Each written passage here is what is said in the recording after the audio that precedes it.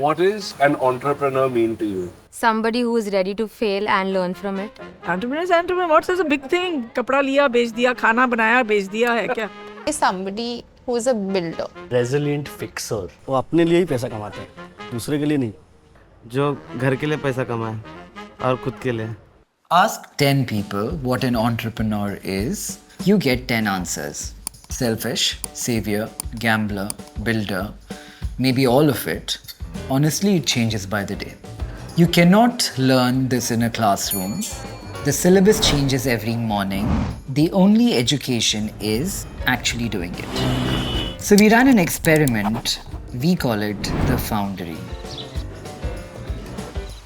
60 days ago, 25 people moved into a house in Alibaug. Strangers, each one assigned to a new age consumer brand and given 4 crores to build the business in 90 days. Capital, mentors, manufacturers, and a year of groundwork done before they even walked in. India is heading towards a $10 trillion consumption economy. The brands that win will be built here. The street believes struggle makes the founder. We just removed the struggle. I dropped out, no degree, no network, no money, the story India loves. Then I got lucky. So I know both lives, built with nothing, building with everything. KB believes abundance creates. Give people everything and watch what they build. Ronnie built UTV on the opposite belief. Scarcity, frugality, earning every inch. The probability of us asking you questions from here onwards is going to be higher than you all asking the questions. Both philosophies are in this house, and so is my question. Does a head start make a founder or unmake one? And here is the honest part. It's going well, too well to trust.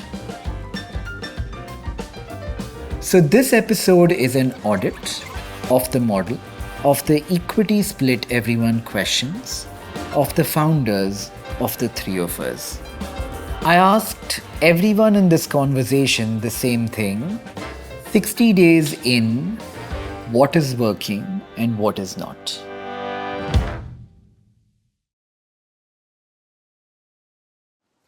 You guys have done this a lot. I have watched KB on camera quite a bit of late. Ronnie has been both behind and in front of the camera for a long time now. Front of camera in my early days, behind the camera most of my older days. Were you in front of the camera early days? Yeah. Acting? No, comparing television shows. Really? Yeah. Which ones?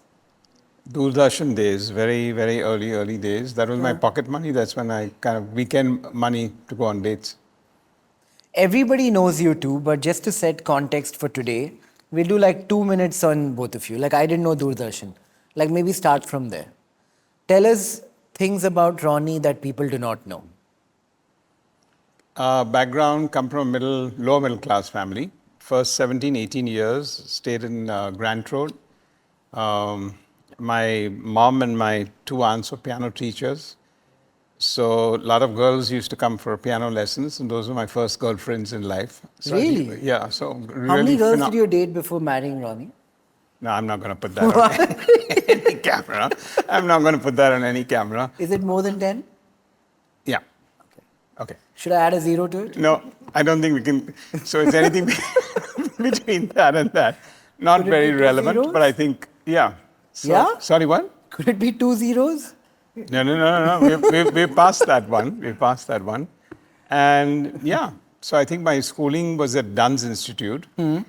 And then we moved to a better neighborhood, and I moved to Cathedral School. And yeah, and I failed I did very well in school, but got very arrogant. So failed in college a full year, missed a full year. What were you studying? Commerce.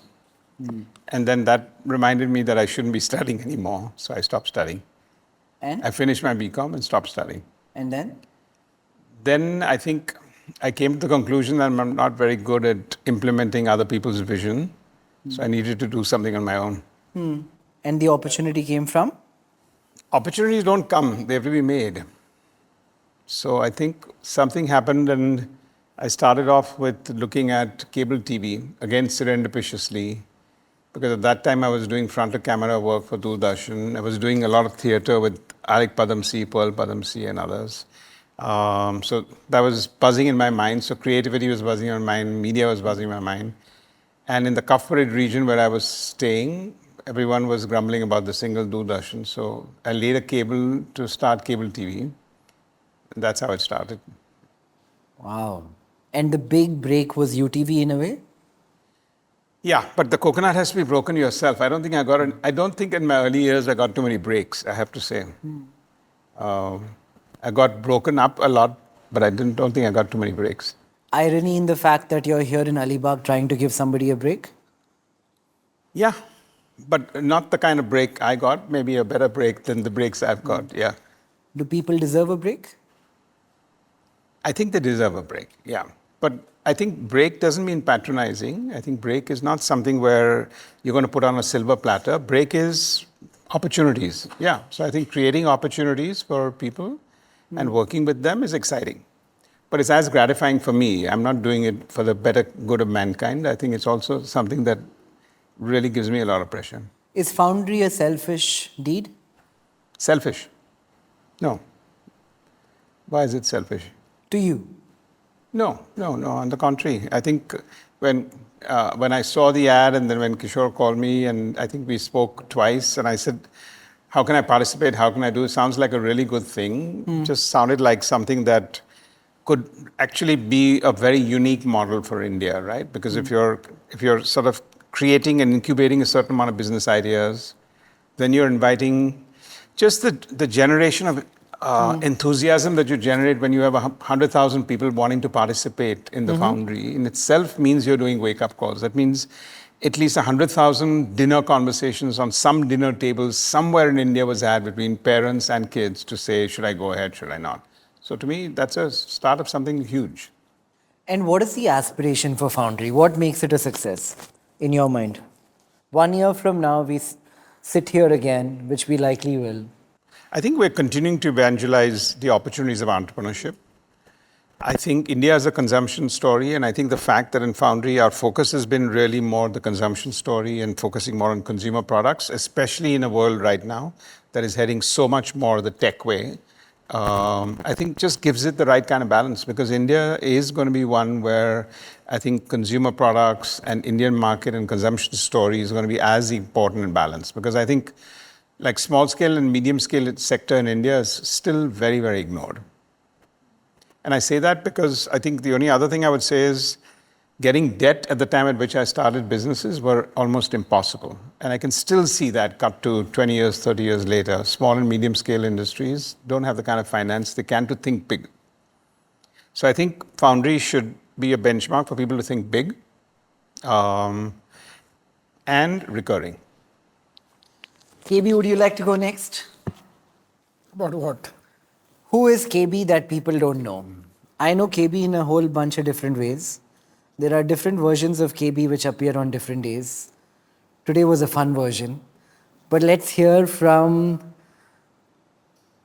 you what you think of yourself and how life has changed over the years.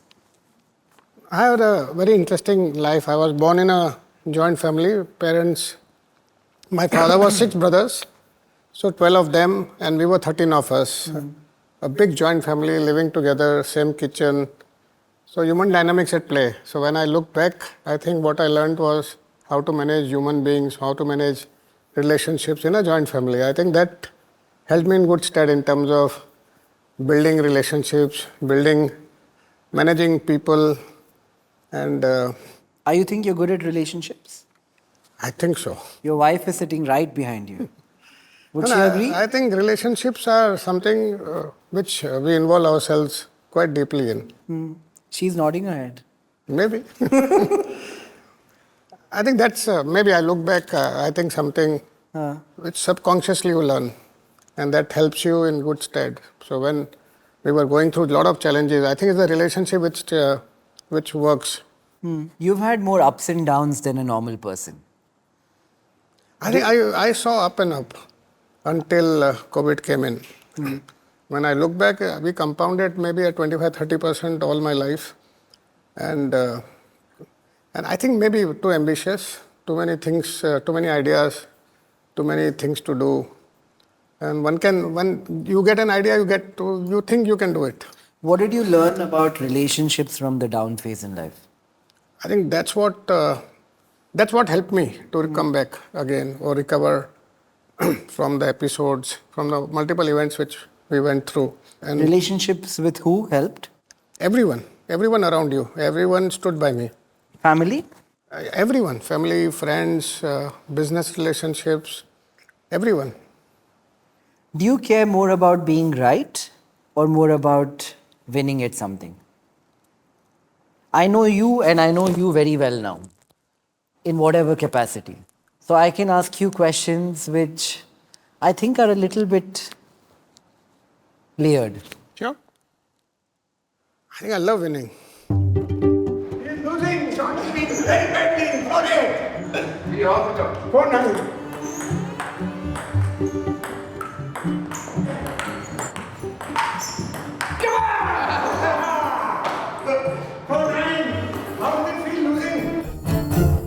But What if you win when you're not right, or you're right but you don't win?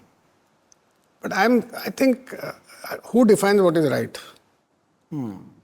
So Like a prediction. I think morally, if I don't feel bad after, I'm right, and I think I'm morally quite okay. I won't do wrong things. Where are you in life now? Like, I don't mean financially, I don't mean from the lens of business. I mean from a very emotional lens where you don't share with people, maybe. What phase is this? If this were a chapter in the book of KB's life, what would this chapter be called? I think I'm probably it's the best phase of my life because I believe I saw a peak, I saw the downfall, I'm restarting again. I think the confidence which I have now probably is far greater than what I had earlier because whenever I took a decision, something similar, whether that was wrong or not, I think the ability to see through now because of the event which I have gone through is helping me a lot in terms of taking decisions and being more confident. This is very personal advice for me. When you get lucky in life or things work out in life, when you see a peak and then there is a fall, you rise again, but not all the way to the peak, but halfway. Do you have to overcome the previous peak to feel that capitalistic high? I think you lose the idea of capitalistic high. Right. Because you become philosophical after you lose a lot. So I think philosophically, for me, creating anything new is a good high. So for me in a way, I would say Foundery is a very big high in sense of creating a new idea and giving it to life. And making Is it redemption in a way, like revenge? In a good way? It's not but it does, when something works, it's a redemption of some sorts. Dheer wanted me to ask you a question about marriage. This is not coming from me. You believe in marriage, evidently, at least superficially. She's saying yes. No? He doesn't? Marriage has a role to play. Huh. Marriage has a lot of role to play. Marriage has a role to play in terms of coming back to somebody. Marriage has a role to play in terms of building a family together. Marriage has a role. It gives you stability. But you don't necessarily believe that it is right for other people. Not for your children, not for me. I don't know how Ronnie feels about marriage for his children, but how do you see the evolution of marriage? I think it depends. Every individually is made different. But I think going back at home to somebody is an interesting. I think it's a fulfilling thing. Do you do? No. I think marriage, firstly, if you're talking about for your kids, I think each one has to be done. I think the day of a dad or a mom sitting down on a dinner table and say, if you marry this man, you'll be happy for the rest of your life is out of the question because there are no guarantees in life. So I think I'm very much each one to their own. I'm very happy that my daughter's married. I can't say I would have been equally happy if she wasn't married. As long as she was happy and involved with what she wanted to do, I don't think that would have been. It's always nice to have an anchor. In a previous life, Ronnie was a politician. The diplomacy comes from another life. No, I So don't I think have it's to a lean on diplomacy. KB to say nasty It's not a things. and diplomacy then- because that's what, I mean, my daughter doesn't want to have kids. Now, Right. I'd love to be a granddad, but I'm not going to be a granddad. I don't have more than one daughter. So it's a question of acceptance and you move forward. So, no, I don't think it's about diplomacy at all. It's But not you about- are a very diplomatic person. I think you're a diplomatic person to the T. Like you never say one. In the time that we've been here at Foundry, I have said a bunch of random shit. He has probably said me multiplied by 2. You have not said one thing really. No, I think I'm very candid and blunt. What you see is what you get. What is the most candid thing you said today? In the 15 hours of us spending time together. When we said exit, keep or pass, I said exit in one line in that sense. And I think if this was, somebody has to go home or no, I'm taking the, I mean, I think with me, no, I think it's what you see is what you get. Yeah, but you'll say exit. Like I would say something else and he would say something else. He would say, ये तो मुर्दा लग रहा है, इसको यहाँ पे क्यों बैठा के रखा है? Yeah, but I would say my version of it. yeah, but my Hindi is not so shuddh, so I will just stick with the word exit. No, but I have to say, no, I don't think I'm diplomatic. I think Yeah? I may be a little bit, as I said, literally transparent, and what you see is what you get. Would your friends think you're diplomatic? No, but they do say I'm quite actually blunt, but also reserved and quiet. So now when you go reserved and quiet, and if somebody's having a major discussion on Trump, I'm not participating in that conversation because it's kind of redundant. That may be diplomatic or not. I think I'm just Let's try it reserved. one more time. What do you think of Trump? What do I think of Trump? The first 1 year, I thought it was a good idea because the world needed unpredictability. I think everything was too well settled, and I think unpredictability is the core for leadership. As far as I'm concerned, it's really one of the prized virtues. If you're a little unpredictable, everyone's around on their toes in a good way. And I think he brought that. Then it just went south. So right now, it's in the deep, deep, deep south. Because, but I think when you go to a situation where you look at a self-interest of one nation versus everybody else, I think that's too extreme. And I think that's where the Isn't country every nation like that? Sorry? Isn't every nation like that? No. I don't think when you have power, that's the first biggest responsibility you have is to not show the power. And I think that's what most nations have done. There are enough nations that could use their power in a different manner. It's not like India is not super smart. If you sit down with the armed forces and whatever else, they feel they're as good and as strong as China on the border. But will we ever take the first step? No. Is that a diplomatic answer again? Yeah. But that's okay. Okay, coming to Foundry. So there have been many versions of Foundry. I remember day one when KB described the idea to me. How long has it been now? I think the idea came to us in, I would say, June last year. So it's been a year. It's It's almost just a year. less than a year. Just a little less than a year.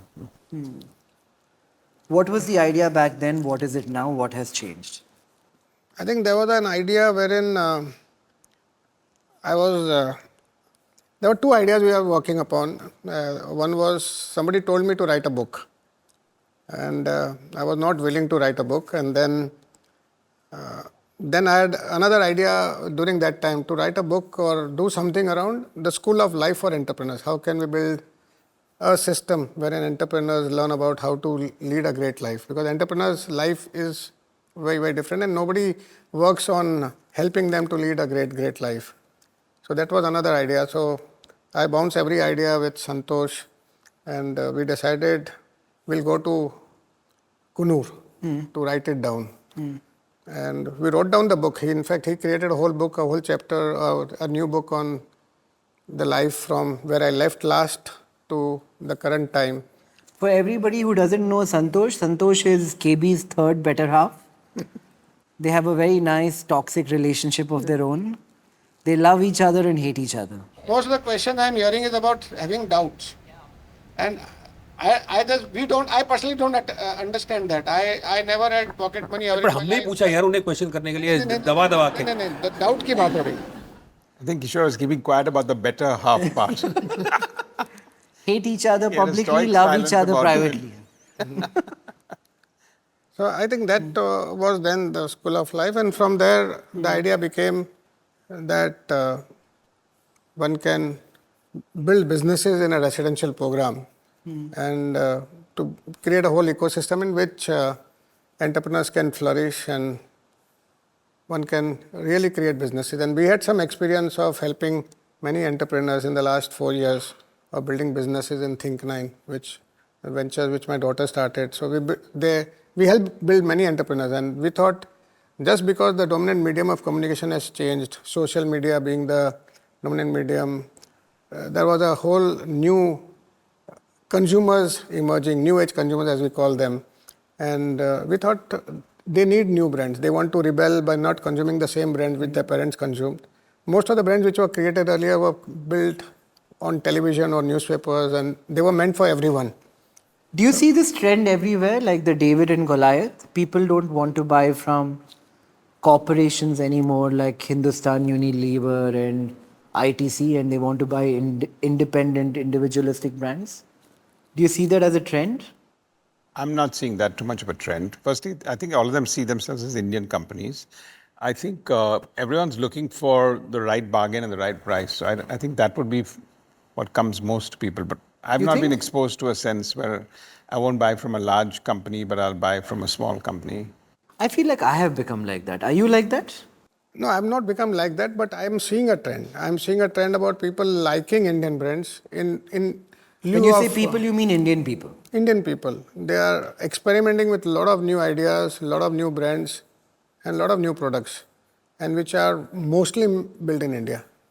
And by I Indian think if you said entrepreneurs. McDonald's or Coke, I think it would be different. But if you said Levers, Hindustan Levers and ITC, it would be different because that big company, Indian company, I don't think is the case.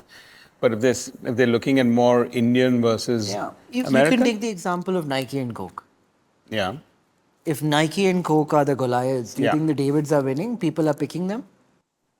No, I think that's where I also feel very strongly about that. So what is the use case for Foundry now? Why are we building 20 or 15 by the end of this month? Who knows? Consumer brands. Is it because we believe Indians who are affluent? First thing, just to set context, we are building brands for the mass premium and premium, right? Yeah. What we call India One. How, just to like rehash this conversation we've all heard, who is in India One? Anybody who has domestic help at home and who doesn't do something with their own hands is India One. Are we betting that these people will pick David over Goliath brands? I think so. Yeah. Yeah? Yeah. You put a number to this, right? How many people are there in this? I would say around 30 million families. But I still think they're looking for innovation versus David and Goliath context. I still feel they're looking for innovative products. They're looking for a new set of way things are presented. And a campaign can be catchy. Anything else that can catch them and go through. So I don't think it's a aversion to one and a sort of negative vote for the other. That's the reason why we will succeed. I think we'll succeed because we'll have to be as innovative. If we're not innovative and haven't got the best products, we're not going to be able to do anything. Maybe I'm saying David and Goliath because it's harder for the larger guys to innovate and it's easier for someone new. Yeah. But I think if you look at now the new economy companies, many of them have become Goliaths and they were Davids about 3 years back. For example?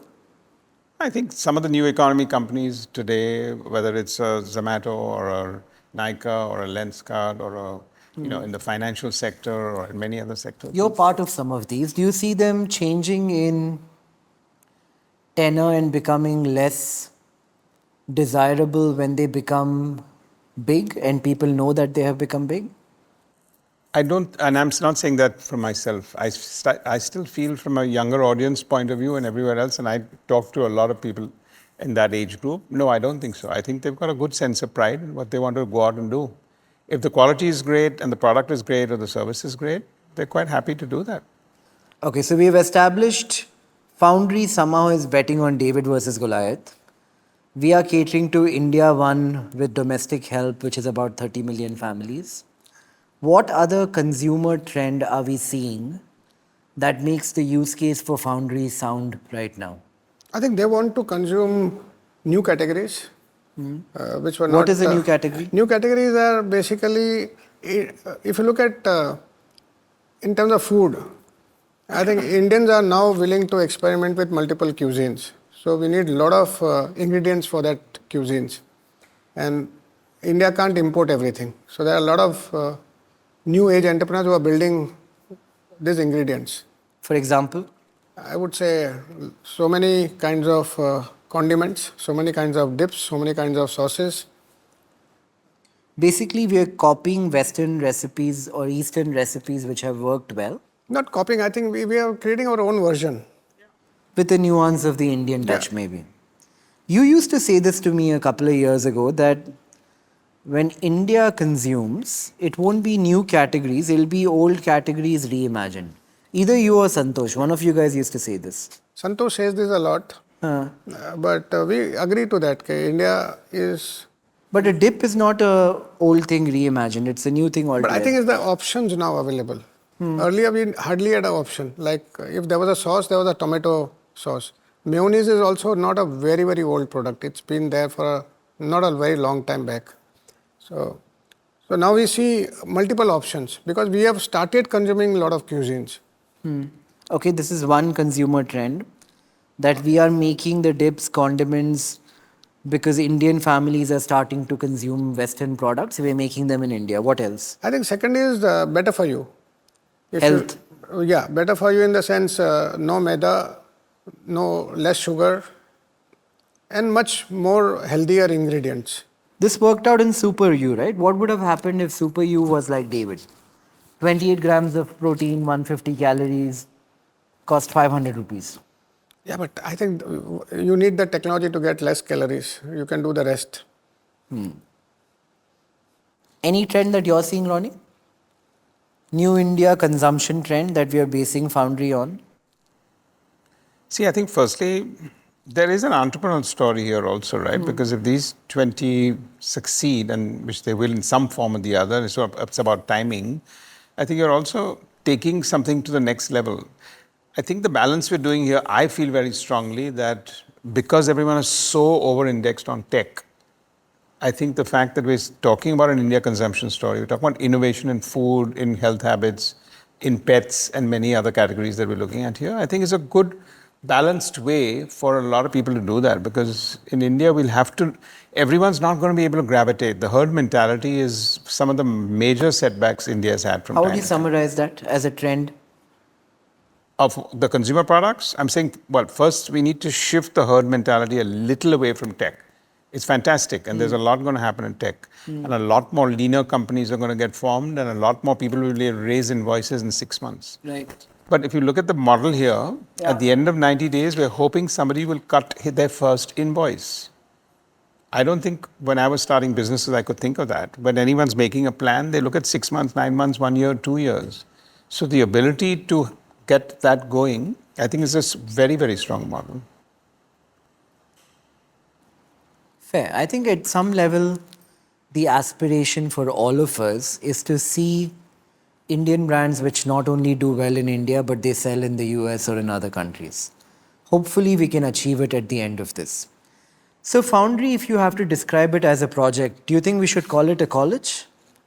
I will not call it a college. I will call it a residential program wherein you create an environment for people to compete and perform best and create something alongside with us, alongside with the entire ecosystem. I don't know, what are the vibes right now? What vibes are you getting?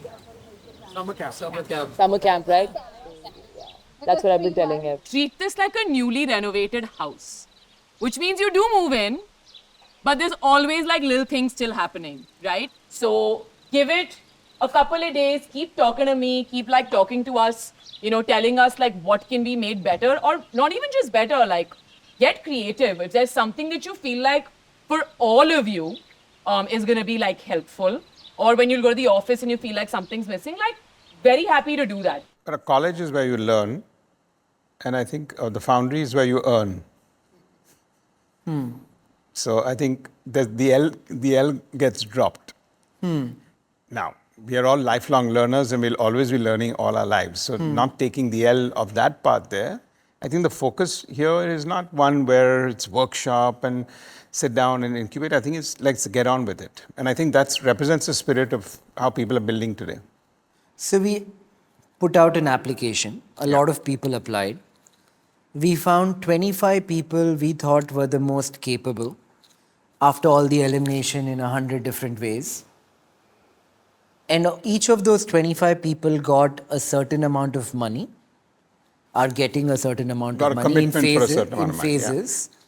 The initial commitment was 4 5 crores each, 4 crores each? 4 crores each, yeah. To all 20 of those companies. And 90 days to live in a house here in Alibaug, along with people who kind of know everything about consumer businesses. Absolutely. Right? Yeah. What happens at the end of 90 days? Say I am a toothpaste company. I got the money. I came into Alibaug. I moved here. I started living with 25 kids my age, which is about 28. Made a bunch of new friends, started competing with them, started building a toothpaste company, found a manufacturer, a packaging guy, content person. I put the product out. I've done all of this by day 90. What happens after day 90? So, I mean, maybe I will just say that what happens after the 90th day is the 91st day. And I think that's how our entrepreneurs should look at it, and that's how anyone from the outside should look at it. Because business is a flow. It's not a D day or an X day. And I know there is a sense of a finiteness where you've finished some part of it, and there could be some funding crossroads, but those to me are also, they may happen, they may not happen. That's not a badge of honor. That's not a benchmark. Yeah. It's not a thumbs up. I think they should look at this as a permanent commitment. If they're not looking at the 91st day, then it's very transactional for them. I think people have to commit to be in this for the long run, to thick and thin. So on the 90th day, they get to raise money again. Yeah. And they may need it. They may take their own judgment call. It'll be a good judgment call for them to figure out, do I want to dilute now? Do I want to dilute later? Do I need the money? Is money the key part for me to grow? Am I going to be a lot more savvy? There's so many other things. And which is why I think we should look at it as after the 90th day comes the 91st day. At least that's how I would put it. I think the program has been designed for a 12-week, wherein we have designed the 12-week with every week with a subject, so that at the end of that week, you reach certain goalpost. So how far are you expecting these guys to be at the end of the 90th day? I think 90th day, they should be ready with a business plan. Should they not be selling already? In some categories, they would have produced, because they will be going through manufacturing, formulation, packaging, then supply chain, then the growth or the distribution channels, and then they will be making the P&L. And they will be getting ready for the 90th day, because we have certain gates. And 90th day is a gate wherein they present what they have done up till now as a product, as a business plan, and what is the expectation they have from this business, which they present to the outside world, and they get themselves valued. So that is one stage where they go through, whether they want to raise money because they have got 4 crores in the bank, whether they need the next round, what is the level of ambition they have, what is the kind of business plan they have made. And I think outsiders or some investors are judging you based whether your idea is good enough or it's worthy to be funded for the next round or not. Since people are inherently competitive,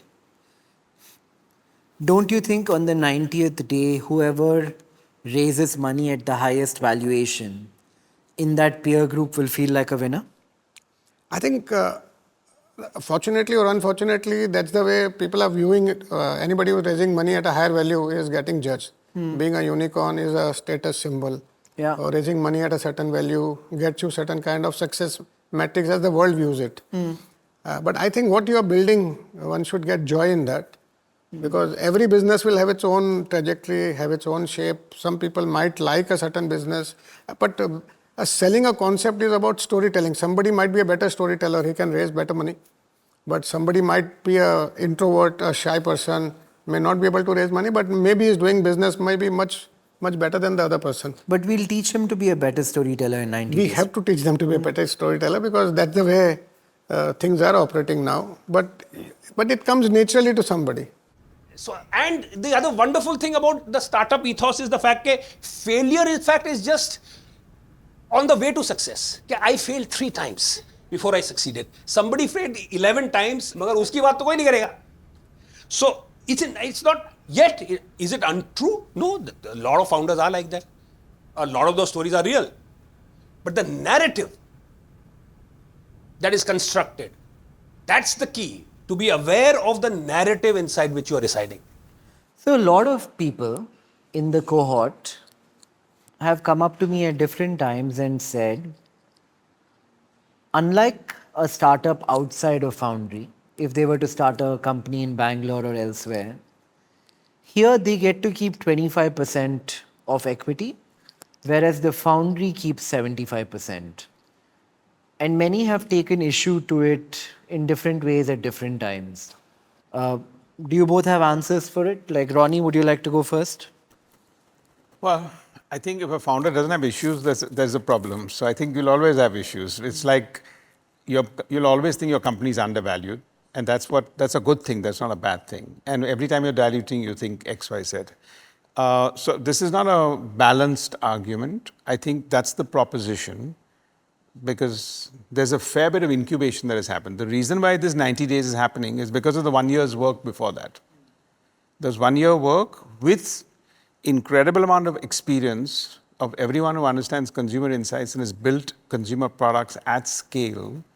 That wherewithal is like 2 years of reservoir. You would have lost 40%, 50%, 60% of your company raising money, losing a little bit of that money, failing a little bit on that whole thought process, and anyway be at about 25%, in my view, to get to that same place. So it's not a justification. I think now whether that between 25% or 40%, one can argue. But the head start in life, in a time where you save 2 years, that's also a big one. So I think between these two, it's a good balanced approach. And this is not a pitch from our side, it's a good model, and I think people should just look at it. I think the 25% is, at the end of the day, is the value you create. It's not the percentage, right? Because if you can build $1 billion company or you can build a $2 billion company, you're going to be worth very differently. And the question is this an easier path to get there? Is there a faster path to get there? Am I going to be more competitive than others? I think the answers for all of that is yes. You've seen this happen, right? Whenever a company has a really big upside, the founder, if he has been a critical part of that journey, generally claws back through MSOPs or something like that. End state, he has enough liquidity, more than enough. Like in Lenskart. Yeah, so what's the question? No, I said if a founder at some point in his journey had less equity, yes, but he had a big impact on the outcome of the company, yeah, we'll figure a way to claw back some equity either through MSOPs or something like that. Sure, but that is between all the investors who feel that they've got disproportionate returns and then want to give out a certain level of MSOP. That negotiation is happening there, but it happens in the US, it happens in capitalistic countries. I mean, Elon Musk says, here's my goalpost. If I do my goalpost, I'll get $1 trillion. So yeah. I think that's kosher anywhere. I don't think it's a unique part here. Just one thing I wanted to add here, which is very important, Foundry. What fascinates me, like we spent today here, from an age group of 20 to 37, right? So it's just fantastic in India to see at 20 years that we're backing them to the hilt. We're excited about what they're doing here. And I think that's also a very strong story that's coming out. These are not people who have got an opportunity on their own. Of course, there are a few people who in any case will break out and do that. So I think this is the exciting part here that we've not looked at. We've got more women entrepreneurs than men entrepreneurs here. So if you look at these two statistics I think that's because of KB. Everybody thinks KB favors girls more than boys. Because he has 2 daughters. I was not part of the selection process. Because of the daughters. Why not? Why not? Yeah, Why not? 100%. Why not? I feel like he once told me this thing about if China had more, the number of women who work in China, if India had that, our GDP would be somewhere else. KB, so would you? My take on this take is, let's suppose we are 2 partners. Yeah. And we start 50-50. And I put in 4 crores. What's your equity? So, yeah. Plus, I think we are spending, if I'm not wrong, we are spending 1 crore on every person in this program. Secondly, we are getting it right in the beginning. They are not going to make mistakes, and they are not going to, this company is not going to pivot as much as normally a startup does. And the business idea comes from Foundry, not also, from them. And secondly, lastly, I think our success rate will be far, far higher than any startup which will be. Because it's coming with a lot of wisdom. I think the combination of wisdom and energy is what is creating this business. But to get to that same place, a minimum amount of 30-40% dilution would have happened in any case. Because Yeah. in the early days, when you were only at a concept node, and even angels come in or friends and family come in, that's when the time when you lose 20-30% immediately. Second, what's the price you want to pay for a co-founder? If you want to get a co-founder, you're anyway, if you're in that 60 zone, you'll be down to 30 if you're two people. Here, I think everyone needs and values the experience of co-founders. So there's a cost for co-founder, and that I think is all, if you look at all of that, I think it's well stacked up. What else am I missing, guys? First part. So we have a live audience today for the first time. So the first part is us trying to demystify what Foundry is. What am I missing? Santosh? Without forgetting, I think you got about 100,000 people without any mystifying, just on putting out a little bit of announcements, right? So 100%. Yeah. Everyone, this is Santosh. He spends a few months in the mountains, a few months in Goa. He fights with KB in the evening and has dinner with KB at night. But honest word, just to everybody, yaar. No, it's a permission to unka hi I hai. like watching you guys fight. It's nice. तुम्हारा अकेले का judgment से थोड़ा कुछ होएगा यार. अरे why will I? Who is growling यार? Now, right now, you're doing that. Just because I'm not intimidated by you, I can. अरे यार इसका but they were not intimidated yesterday. यार. मेरा भी नहीं है ना. But that doesn't mean anything. Just tell us ना.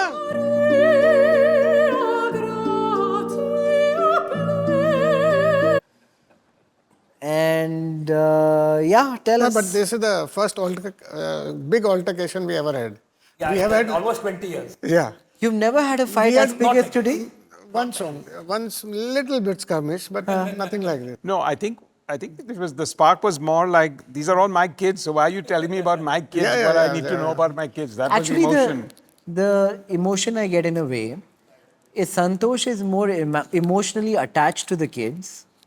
KB is more emotionally attached to the business. Yeah, that's possibly true. Yeah, probably. No, I do think that, we have a responsibility to these kids. I don't think it is, I don't see this as only a business opportunity. I think there is a promise that is made to kids that when they're coming in, and we know that they are wrong, right? We know that they're not perfect, and I think there is a responsibility that we have to kind of mold them and to give them chances, right? So that's where I come from, and so I guess sometimes, and I do know that in a couple of instances where I felt that, perhaps you're being too harsh, but when we actually go through and actually interact with those people, you find that, maybe that was right.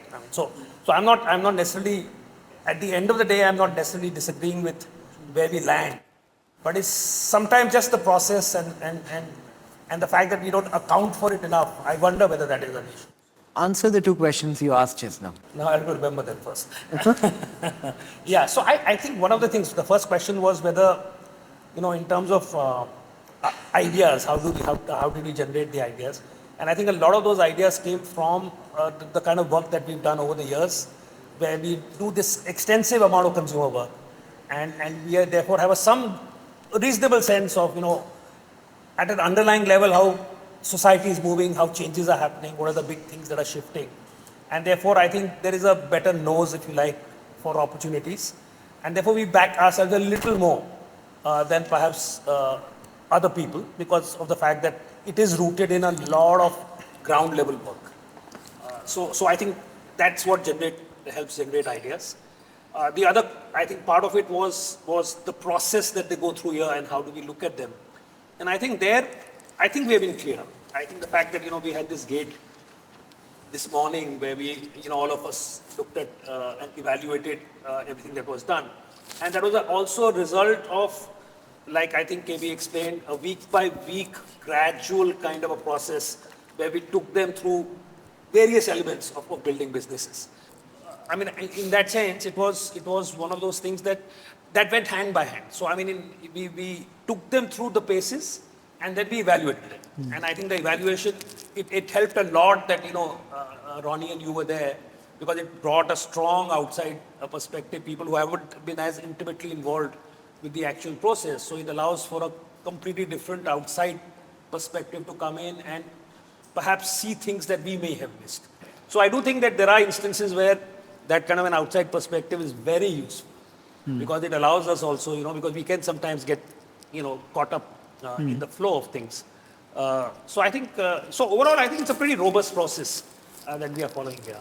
I think when we started, there was a process of creation of Foundery, wherein the idea came in, me and Santosh developed the thought. I think the first person I met when Foundery was conceptualized, when it was at School of Life stage, I met Nikhil. And Nikhil said, I would love to be part of it. Then we thought we need multiple lenses. So Garima came in as a life coach and a leadership coach lens. Then we got Aditya Sehgal, who came from a AI and FMCG lens. We had Jacob, who came in from a design and pedagogy on education lens. Akash Chaudhary, again from that education lens. And Lipika was there, part of Santosh's team on the brand lens. We had a lot of other people, Santosh. I don't remember. You forgot Tanya. Tanya has been there, part of my office. But we had multiple disciplines. Tanya, Shivang, they represent the younger generation. And Shivang always used to talk defending the Shivang always talks where he doesn't have to and doesn't talk where he has to. Right? That's his speciality. I don't know why. So Shivang is young, successful, and single. And he's been 23 for 3 years. Yeah. Which is a unique achievement that only he has. And his big task for the next year is to talk to 20 new people who look unlike him and make friends. Shivang, how is that going? Very much. So the idea was, how can a multidisciplinary approach take it? So whenever I miss out on I miss out on something, I'm trying to do something, I get caught by somebody. Everybody who joined in as a design thinking was very secured people, all evolved souls, I would say. And I think that helped in this creation process to a great extent. I'm trying this creation method in other areas, it just doesn't work. This has been a rare thing where nobody has said us no to be a part of this. Everybody has contributed in some manner. In the last joint meeting when you talked about the weekly design. I think had we not done that, this program would have now developed in a particular way. Ronnie has, whenever I have some challenges, I speak to Ronnie. Because he is one who is very decisive and I can look forward to he brings in something which I don't have. So. And he knows how to get exits. He knows how to, he understands exit more than anybody else. Eventually need what? Eventually we need that skill set. So everybody brings in a varied skill set, and I believe that's a unique, it was a unique design thinking to get in multidisciplinary approach to create something. You represented the younger generation, the new media, the new way of looking at life and business. So we are all waiting to hear from you. I don't know why you're waiting for me. But no, lovely to meet you guys. I think I met many people last night. I recognize a few faces. Looking forward to spending the next few days with you. Today is, I think, more offline. We will have more conversations in person. The stage and audience is not the best way to get to know somebody. So if you see me somewhere, come say hi. And we're trying to put a paddle group together. So if any of you guys play, or girls, yeah? Good? I think it's a interesting group of people who came together to build Foundery. I think this is something very unique about Foundery, and this, whether we can replicate something like this, I'm trying for some other business, it's just not happening. What's happening in Foundery? Kishore, that's rubbing off on our co-founders. Right. Clearly. It looks like. It does, it's rubbing off on them because they also feel very, very comfortable and there is no politics between them. So they've seen that agenda here and therefore they're very collaborative. If they saw a little bit of this thing, it would have permeated there. So I think that's fantastic. Yeah. Lipika, you've never been on camera, right? Get in. This will catch it, no? The boom will catch it. Lipika, tell us what you do to begin with. I'd like You have this very artsy looking person vibe. Yeah. Like you could be an artist or something like that. Yeah, I wanted to be an artist. I wanted to be a filmmaker. Yeah, see, I knew. So I hope. I'm sorry you ended up here, but No, I haven't ended up. Why? I could still be. Yeah, that's what I'm saying. Why do you keep saying it like in a different past tense kind of tonality? You can still do it. Yeah. So I haven't become a filmmaker yet, but on this journey, I would like to think that I story tell. My Instagram handle is that I write poetry for capitalists. that's quite interesting actually. Yeah. Because capitalists pay well. Never well enough. See, that's like the 25% thing. Everyone has a. Yeah. It's never ever the right number. It's never ever the right number. So she has been part of every discussion till date on Foundery. Yeah. She's been part of every brand creation, and she's converted all of the ideas into the poetry and the words. So I think. So you agree with every single idea. I believe that every single idea has the potential Which to be is your story favorite told and in a which is your strong way. least favorite? I have two favorites, I would say. I think definitely the Indic beauty idea, because I just think it's so beautiful and it has so much potential. And nobody has gone there before in terms of just being able to story tell. Indie wild? Indie wild? Yeah, but I think that's different. I think the take on it is slightly different. I think we, the way we are imagining it, I think we want to go much closer to the roots and to, I think, sort of more authentically story tell it. I think revive something that has actually never been told in marketing. So I find it very interesting as a narrative in beauty. I think it can build something that is really unique. And the second favorite? No clue. Really? Jelly drinks, yeah. I like the team a lot. I like the team. Yeah. I think a lot of it has to do also with, I think the founder fit with that idea is just so bang on. It's a beautiful fit. I think she owns it, she lives it. Yeah. She loves it. I mean, you know. I'm going to ask you one last hard question. Tell us one flaw in KB, in me, and in Ronnie, in how we are approaching Foundry and what we could do better. Something you would never say to our face because it would just be awkward.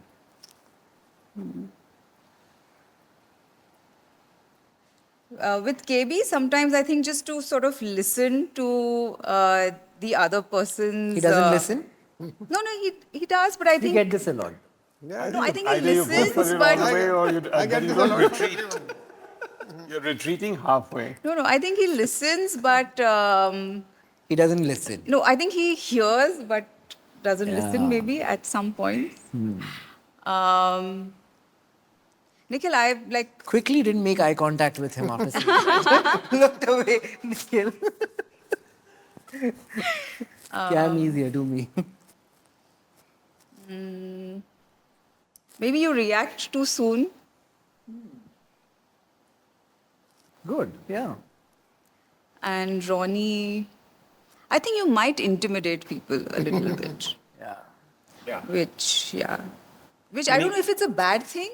You mean I do? It's not like I might. No, yeah, I think you do. I think what she means is very consciously being done. Yeah, I think you do, but then I'm not sure if that's a bad thing all the time. I mean, it could be at some points, maybe. But yeah, I think they might put on their guard when. Thank you, Lipika. Thank you. Thank you. Yeah. Is there something else you want to talk about? I think, how did we select people?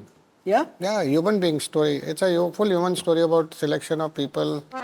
He's too nice to build a business. Too nice to. He cannot be rejected. You can ask him to shorten the name. No, That's the guy. the guy with 3 buttons over Guy with Surya big biceps. and the biceps. He's up or down? Up. He panicked because the social media from Foundry's page, we put up photos from the boot camp. So he said, I've lied at my job. Nobody knows. My parents don't know. I'll get into really deep trouble. And I'm like, okay. I just want to be sure that you're finding founders and you're not setting up a school to develop founders. If your objective to set up school for developing founders, I think we have 3 people already. Yes for the girlfriend, no for the boyfriend? No, Let's do that. Let's just screw up their lives. Foundry को roadies बना के छोड़ Bilal, contrary to what appears, we're not morons. We will try and strive to prove you wrong. They're playing poker tomorrow, so that might reveal more things. Foresee any backlash from people who don't meet? So there will be. Some in our DMs for sure. 100%. Not just that, it's social media. I foresee backlash when they see this footage. We saw transformation in most of the people. Did they believe something else and today they believe you more than they believe Not themselves? about me. I think they believe in the Foundery, the idea of Foundery. The ideas of Foundry or The idea of Foundry. The Foundry as an idea. So I think the biggest thing, Foundry has been built on two design principles. One is abundance. We are not holding back on anything. And second is the whole concept of giving. We are not taking anything from them. In fact, we are giving them wisdom, we are giving them ideas, we are giving them capital, we are giving them resources, we are giving them ecosystem, we are creating an environment for them to. I think they are started understanding this giving, and they have started respecting us for what we are giving them. In the beginning, it was not there at all. But because nobody gives, they came with the intention that we are there to take something from them. The media was reporting we are going to take something from them. I think they don't have any kind of reservation anymore now because they have seen that our temperament is to give. No, I think that transformation has happened very quickly. I think it was there in the beginning. Again, at the cost of repeating myself, I think that original perception always starts with when you feel that you're something, you always feel you need to take 3 steps away. So you always look at a cup half full first. But I think they've seen the cup that's very different right now. Yeah. Any other trends that you're seeing? But we are seeing people want to consume new brands in every category. We got that. And new secondly, brands, new categories, yes. Secondly, we are dealing with a lot of impermanence. The loyalty factor of this generation is much, much lower because the kind of content and media they get to consume is far, far more. So how do you maintain a loyalty for a brand for a long period of time? So there is an opportunity to build so many things. When you speak about impermanence, do you believe brands that are built today do not have to last 10, 20, 30 years, but even if they last for 5 and do well, is good? You have to imagine the brands again.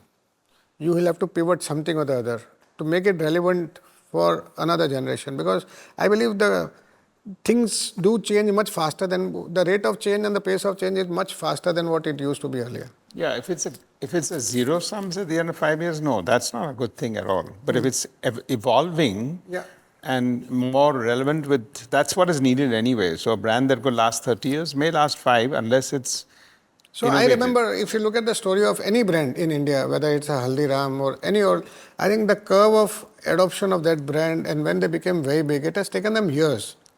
Today to 0 to 100 is much faster than it was ever. For everything. Yeah. You're building a lot of brands with celebrities.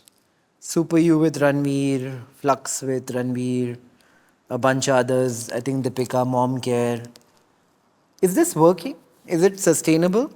Do people want to buy what the stars sell them? So the idea is if you bring in the real story, the real character and embody that personality into the brand, the chances of that getting accepted by the consumer is far higher. Because consumer is not looking at endorsement brands now anymore. Anybody who comes in, takes money and endorses a brand, I don't think so that works anymore at what used to work earlier. But I'm told that still works in B2B. The dealers, distributors still are okay because you are using some celebrity to advertise your product. So they get into distribution. I think here we are directly dealing with the consumer. And consumer wants to relate to that personality. A, how do you figure out what is the celebrity's underlying emotion that can be sold? And B, is equity the new name for endorsement fee? Equity is where they commit themselves and that's where they are seen as partner and they believe in something what they are doing. Without equity, I think it's money and endorsement. But if a celebrity tomorrow has equity in 100 brands, doesn't that become endorsement fee? I think, but it depends again on how you embody that personality into the brand. What do you think about that, Ronnie, about celebrity? It connects in sometimes. I think it's not a general statement. You have to be pick and choose. But I also feel, if somebody's got skin in the game, the genuineness comes out, right? If you're putting your money where your mouth is versus looking at it as a transaction. That's it. I think in the past, things like using it as a barter was the old days. I think today anyone is making a circumspect decision where cash is king, and if I want to trade it with stock, I need conviction. I think giving sharing some percentage equity in lieu of endorsement fee is not what we are trying to do. It's a co-creation exercise wherein I believe the celebrity is fully involved in creation of. But today, I think more of them they see themselves as co-founders. Totally. Yeah, it's not. They will come in there and say, "What can we do?" And they're also thinking about it. It's not like they're available and clocking the hours. Do you think the audience cares that much? Audience can see through everything now. No, if a Bollywood actor or a cricketer is the co-founder of a particular brand, does it make such a difference really? I think we have been very passionate about building all these 3 celebrity-led brands. And we feel we have worked more on understanding the personality and bringing that personality in the product and in the category and in the brand. Right. I think we have gone deep and deep and deep here. Yeah, I mean, sports make stars. I mean, you sometimes have a large following on a sport also because people have come in there. So I think it's a circle of life. Bilal, you want to come to 90th day? Come. Talk about the neon lights. Yeah. Finally, Bilal is doing something. Demo day. He's getting a sponsor. Huh? Getting a sponsor. I have 3 good-looking sponsors right in front of me. So I'll describe. Let me introduce. I don't think you must. I work with Nikhil. Let me introduce Bilal. I work with Nikhil. I don't need an introduction. Bilal got married a year ago. That's good. Thank to you a so lovely girl called Zinera. But as we all know. What do you know, bro? What do you know? I got married to her and I'm married to her. I love her. We're back to relationships. Back to relationships. I knew this was going to come in. Okay, carry on. What's happening on the 90th day? We Basically, all don't know. You seem to know. Tell us. Basically, the 90th day is the event where we showcase all the 20 brands that we form in these 4 months. To who? It's going to be an invite-only event where we will get the best investors, the right kind of VCs, the right family offices, very few of them, and we'll give them a sneak peek into what we've built in these 4 months. And it's going to be a very exciting event, very well produced. Each brand is going to have a very unique way of storytelling. And I think for us, all 20 need to succeed, which is why we're really working hard for each brand to have a narrative of its own and not just 20 boring presentations like a flea market. So it's going to be a very exciting event. And I don't think we have cool entrepreneurship events happening in India. So I feel like this could be the beginning of that one cool IP that can happen every year with every batch of Foundry, inshallah. You're not so funny when you're on camera. I am very funny. I just don't, I'm only funny with you. But then now if I make jokes about you, I don't want your camera perception ruined. Yeah, that's what I don't believe in. I don't believe in controlling the edit. There needs to be free speech on this podcast. Yeah. Say what you want. No. I think... Feel free. 90th day, just be there, everyone. Are we founders? Are we investors? I think we are founders first. Founders. So if something fails, is it our fault or the kids we put through Foundry? It's our fault. Definitely our fault. But, I mean, not fault in a... I mean, things are going to fail. Yeah, it's okay. Yeah, things are going to fail. So I don't know about this, the fault. We'll pick it up because I think that fundamentally the ideas are pretty strong. The idea that we are founders. Yeah. And we kind of believe that something succeeding or failing is our fault. Will they like that idea? They will also hold themselves accountable. I don't think it's a singular thing. But I'm saying you asked a question in a point of view that are we also? Yeah. But will they also be? Sure. And I think they look at it because they're hoping that we're going to have some safety nets for them and we'll catch them every time they fall. And that's not the best way, by the way, because sometimes we'll want them to fall, because that's the best way that's going to work there. But I think this is not about responsibility, because I think we're pretty clear what we need to do. Our ability, Kishore has talked about in his introduction exactly that. Like, you have to stick it out for the long term, right? So I think what we're going to have is a much more longer term view. And I think that longer term view with their excitement, their passion to build something fast, it's a great combination. What happens if the 20 brands don't work? They don't sell. 8 months down the line, we have to shut them all down. We all lose money and time and other things, reputation and everything else that comes with it. Will we have a batch next year? I think we are thinking of a batch next year already.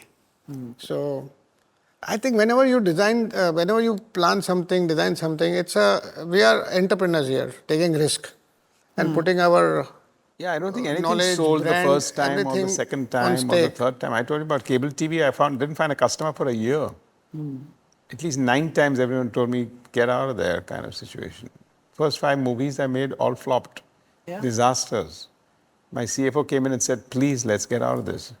So The thing with KB, right? The one thing that I notice in every meeting, when the founders we have, the younger kids, when they pitch an idea, you kind of like want to show skepticism.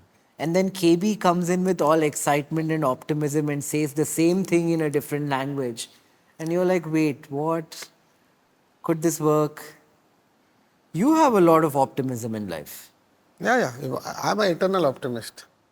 And I think optimism is what should be an hallmark of an entrepreneur. We are here to succeed. I think, but failure is also a step to succeed. So it's a journey. And I think Foundery as an idea, if you look at it, there is no reference point. It's a fresh imagination and everybody believes in that imagination. And till now, I've created 120 plus businesses. And I don't think so there is anything like Foundery, which has gone right from conceptualization, or it's not changed form, anything significant from the day we started to this day. We started searching what is this model. Then it came out it's a collective hive where everybody is equal, everybody is contributing, and there is a creation which is happening. And every journey of creation, every step of creation, we are looking at it, and I think it's shaping up okay. It's shaping up probably much better than what we imagined. And the question of long-term capital versus thinking like a VC, I don't think pertains to us too much because our capital is long-term capital here. Yeah. I don't think any of us are looking for exits per se. Yeah. Right? Yeah, I think, but more than long-term capital, I think it's the long-term thinking, frankly, if you ask me. Which is definitely there. Thinking and of so your case scenario of Armageddon, 20 companies, no sales, I think the only real failure would be if we don't continue, because the other parts are all fixable. And consumer business is not like cinema, where first day, first show, you are gone, you are gone. It's a binary outcome. Yeah. There's no binary outcome here. Here, there is a whole chance to improve ourselves. The consumer will tell you something, we will change ourselves. But I think the kind of wisdom we have brought together in terms of media, content, marketing, branding, designing, production, costing, I think it's rarely been thought through this way. I believe it's a new idea to build FMCG companies. Do you think end state we will be that, a FMCG company? I don't know. But it's, if as a company, if you own a significant portion of 20 businesses, you are a FMCG company in a way. Or you're a Warren Buffett model. What is the Warren Buffett model? Well, he's got majority stakes in multiple businesses and then worked with them and added value in his own way to be able to do that. And I think that's what we're doing here. So you can look at it like an FMCG, you can look like a conglomerate, you can look like a holding company. And I just gave that as one more description because that would be a good wealth creation one to talk about. Do you think we should bring a couple of kids on camera? So I want people to come up who poke holes right now. Because this one video can stay for the next 5 years. If you're going to do 5 batches. Shivank, what's happening on the girlfriend hunt? Why? But I have a few questions for you. Yeah. Hey, actually, you can come ask us questions. Come, we'll pull you a chair here. You can ask us all questions. I'll be blunt and honest, okay? Please. Thank you. Finally, somebody. No, I'm just curious. You know, to the outer world, Nikhil, when young people see you, I think they see you as young, beautiful billionaire. You're young, right? I get a lot of stuff in life, but beautiful rarely. In the sense, you're young, you're healthy, you have all the fame, and you have all the capital in the world. And whenever I see you, I just feel what is something that you want to figure out? Because to the young folks outside, your life feels sorted, boss. What's your flaw? What is something that you aspire for? And what makes you do things? So, for example, you're doing this. Genuinely, why you're doing this? Genuine answer. All of the things that you mentioned are like drugs. The more you consume of a drug, the more drugs you need to get high. So I'm on that path. You asked for candid, genuine answer, I gave you. So are you chasing capital? Are you chasing fame? They're all highs. And they're symbiotic in a way. One leads to the other often.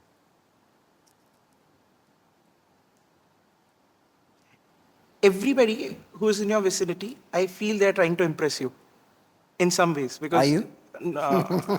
Maybe yes, maybe yes. Who do you try to impress? Are you constantly in a chase to impress people? Yeah. Many people. I'm in a chase to impress all the people who are not trying to impress me.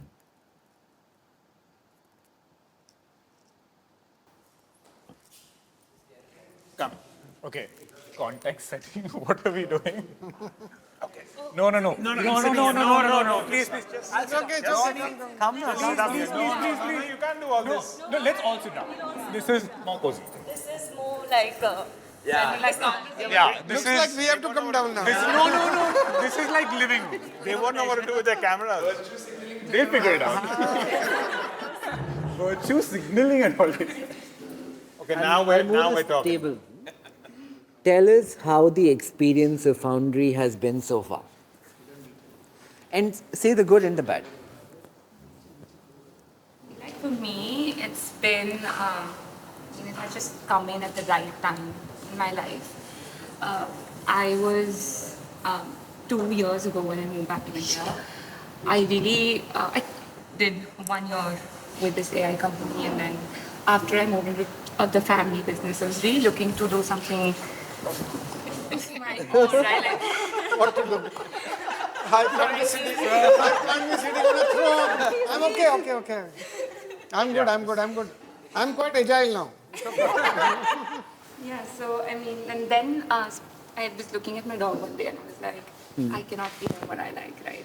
So then I thought, maybe I was looking at manufacturing, other things that I could start, but I mean, they were all, pretty sort of intensive in sense of the capital, all of that. So I thought maybe like this is something that I can honestly solve. You have rich parents. I mean... Yeah, they say, smilingly say yes. They're supportive for sure. Like they would help They have me and they support. hotels and what in And colleges. They would support me in what I wanted to do. Is it cool for rich people, rich kids to pretend like they're not rich in society generally? Little bit, right? I think in India you're looked down upon. Yeah, like I don't wanna. I understand the privilege that I have. In India, you're looked down upon if? Like you're rich. I think. If you're a rich kid. If you're a rich kid. I don't know if it's looked down upon, but more it's like, oh, this person hasn't earned it. It's been given, right? Like it's that entire assumption that hard work is out of the picture. You've just been handed it. Which is fair in a sense. I think like it's fair if that's the life you're living, but it will not be the case if that's not the life you're living. So, but I think if it's a 100-meter race, a lot of us are already at the 90th meter mark. Like to be in this room, I think if we break down the cohort, so many of us have come back from the US. Like I don't know if there are specific 100%. qualities you guys are looking for. 100%. If not immediately within the last few years. Actually, that's a question we should ask you. You're feeling privileged. Not by design. Maybe not by design, but yes, if I see everybody over here, 99% of the people speak good English. They come from families that allow them to take the risk, or they don't have to worry about their monthly salary. They're comfortable enough that they're not supporting people, right? Maybe that's a function of age, something else. But I see that as a common trend. Yeah, but I think there were two things which we are dealing with India one consumer, and you have to understand that consumer. And India two people understanding India one consumer, not so easy. Yeah. And we want to sell in the US. Yeah, and we want it to be global. Yeah, I see a lot of us having that background. Yeah. But do you think that also kind of clouds our way of thinking? Where do you think that holds us back? I think the whole process which got created, unlearning, understanding India, consumers, I think that should have settled that thing. Had you not bought into it, nothing would work. Nothing would work. And secondly, no businesses start with brand first. Nobody. We strongly believe it is brand, design and consumer first. Consumer, brand and design first. I think that's been the major insight for me personally, because you start with understanding the consumer, understanding what is the cultural context in which this person is operating that is forcing a particular way of decision making. And that insight, that nugget of wisdom is where the brand is built. Yeah, but in 4 days you can't build a business concept fully. 4 weeks. Yeah, 100%. But at least and 20 businesses. No, but a thesis can be built, right? Like a thesis in terms of, Not this is a market. Because what I've noticed with you, for example, is that you won't say, we want to build a swimwear brand. You'll say, we want to build in water. Yeah, because I believe there has to be a new way of entering a business. Old ways of entering a business is not the right way. You look at categories and themes, and then under that the product is almost secondary. So that is actually But it fits in automatically. It's called the design thinking. You should have a canvas which is quite, you can paint anything on it. I feel like the way that he goes about it, when you look at the category, right, you see what the gaps are.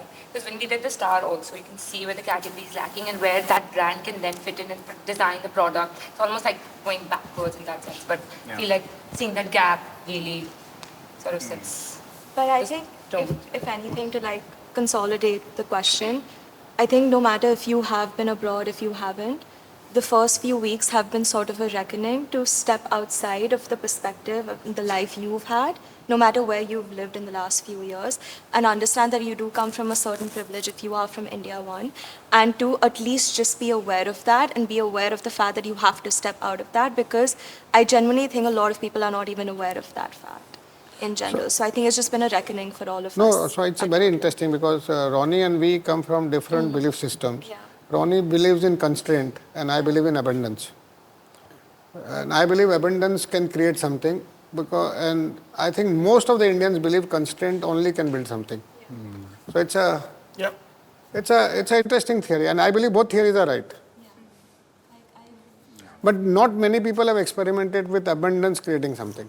He believes that to a great extent, but very few, very few people. Well, a lot of startups have been funded heavily and they've created a lot of abundance. Some have gone the right they have way. gone abundance from, I'm talking of philosophies of business builders, but they are investors. So can I ask you a question, like all three of you? Because I've understood your perspective of abundance in terms of creation. But what is your relationship with abundance in general? How do you look at the success that you've had in all aspects, and in terms of sharing it or building it, or how do you look at abundance? No, I think thinking big and thinking at scale and being obsessed with that has seen me through a lot, good and bad, but a lot of good. But doing it with frugality, I think it could have worked another way also, and I do agree that. But maybe for me, it worked in the frugal way. Maybe that's just my background that I came from, and my low sense of entitlement for the first 20 years of my life. So what about you? It's a tough thing to say you either believe in or do not believe in, because I see some people experiencing abundance where most do not. So abundance is not abundant. Abundance is abundant for a few people sitting in this room. For most of society, it is not. And it somehow feels like where we are in life right now as a society, as an economy, in the very near term, I don't think we are moving towards abundance, but in the other direction. So I feel insecure about abundance in the very short term. I think that's what was surprising to me on the first, I think, third day or fourth day that we were here, when we saw, okay, India won, where it's Singapore, Mexico, Poland. And it kind of hit me. I was like, what about India too, or sub-Saharan Africa, as you put it? It's like, But it what has to about trickle that? down. See, But is it trickling down with the brands that we're building and the themes that we're working on? See, if history has been a precedent of anything, for all the cases that people have made for socialism or communism, I don't believe for China to be communist in any way, really. The trickle down doesn't happen there at all. Here, if you build a brand, let's say you're selling pet food. Say tomorrow your Lardley pet food starts selling in America. You will have some supplier you're using in Udaipur who's making a certain ingredient of that, and it will trickle down. So if you believe in the use case of capitalism, you have to believe in trickle down economics. This India one is going to grow, right? So whatever Yes. India one is today, by the time you get into real business in 4 or 5 years, that India one will double. So you may call it a trickle, but I'm saying it can move up. It doesn't have to trickle down. The trickle can be up also. Because I this think India that's- too is also like aspirational, like they're becoming aspirational. Everyone is Yeah, because of the gig economy as well, right? The more Yeah, I mean, we're not the youngest country in the world for nothing, because the aspirations are going to keep actually trickling up. So I think what you all are building, you should look at much more broader sense, because the groups are going to expand over a period of time. Can I ask you guys a question? You've had the privilege of studying abroad. Many others here have not. What have you learned that they do not know? I think for me, I left Delhi when I was 17 to go to college in the US. And for me, like I feel like I became a whole different person over the years, over the course of 4 years Where? at Yale.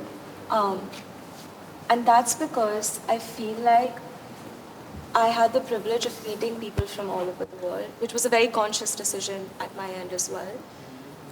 And I think when you hear their perspective on India, you are really forced to snap out of your reality really fast. Which I think, if I compare to the relatively privileged bubble that I grew up in Delhi, that I'm also very grateful for, the friends that I know that stayed there have not had the opportunity to be snapped out of it. So in a sense, they're still living in the bubble that I grew up in.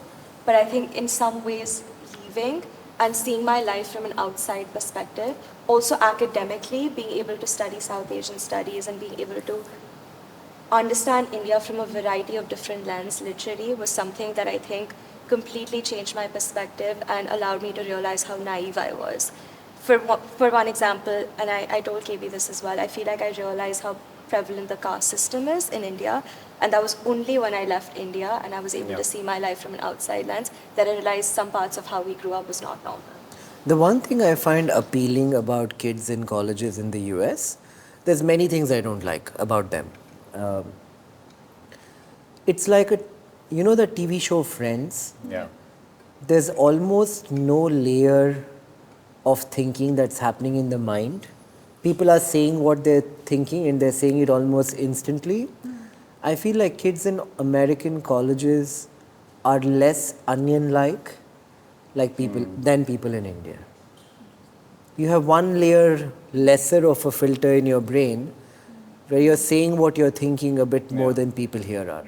If I can come in here, I feel like in the US, there's that dignity of labor, right? Where you feel that even if you're in a restaurant, the conversation that you can have with the waiter, right? That I think is really absent in India, and that's going to the caste system or many other things. But for example, in college for me, one of my closest friends, her mother was a stripper in Vegas, right? If I was in India, I would never even meet that person in my college time, right? Because we have our bubbles and bubbles within bubbles, and the social mobility is very restricted, which is something that I appreciate about the US because it gives you access to different perspectives and people from different walks of life. Here, I feel like for me, it's more of an effort to kind of go and find people and put myself in those environments, which is something that I really appreciated about being here, is because I feel like a lot of my friends and a lot of my circle in Bombay is very family business, second generation. And for me, coming from a corporate background, I was like, I want to be around people who want to build, who want to do something. And being here, I find that environment, which I think you find in the US as well, but oftentimes in our own bubbles in India, we don't find that. What do you think of social mobility? Me? Yeah. Only education can bring in. But we're kind of taking the counter thesis of that by being here in Alibaug and building Foundery. But I have a view that the social mobility in India can only happen, the India 2 coming to India 1 can only happen through education. But just on college, I've failed school, dropped out of 2 colleges. This feels like college only, but I think this is the only one I could last. Also, it helps that it's only 90 days. She's last. Yeah. She's last year. Let's go. I feel like for me, the biggest learning coming from Udaipur, like it's a small town, right? So there are a lot of eyes on you all the time. So for me, going abroad was sort of like this, I was able to feel comfortable in my own skin. I was able to grow. I feel like that was my biggest sort of win from that. Like that really made me sort of become comfortable with my own company, with myself. And yeah, like just enjoy my own company. I have a question though. Do you feel that as a woman it's liberating to be outside of India? Yeah, for sure. 100%. And to add on that, just I think as a queer person also, it's an interesting thing, right? Like in the US, no one cares. Yeah. But in India, not even a remote possibility. Is it hard now in India to be queer? 100%. You feel that? I think we come from privileged bubbles. I think for me, it wasn't as hard, maybe the first year or two, because it wasn't really in my control about what that narrative was. But then once I accepted it, I felt that people respected me a lot more. Once I was upfront about it, people respected me a lot. And that kind of took me a long way. Yeah. I think to go back to the question you asked, it's actually interesting because at the end of my first year in college, I spent 2 months in Morocco studying abroad. And Morocco is not some place you consider traditionally safe for women. And especially I was traveling a lot by myself. I was 17. And I feel like it was that experience that also, when I think about liberation for women in India, and it goes back to the conversation of privilege, in Delhi especially, you're as safe as you're privileged. Because for me, I grew up, I went everywhere in a car. I never had to use public transportation as such, whereas my mom's experience of Delhi is very, very different. Friends I have that don't come from the same economic background have a very different experience of Delhi. So liberation in a lot of ways is also tied very, very significantly with the background that you come from. And that's a realization that you need to have. And I think it goes back to your question, Ronnie, the question about the bubble. I think the problem is a lot of people don't even realize they're in the bubble. Yeah, but just play back just now, what do you think? 100 people who are watching this who are not in your thing, what would they be forming a view of the 4 of you all talking? I was thinking about that.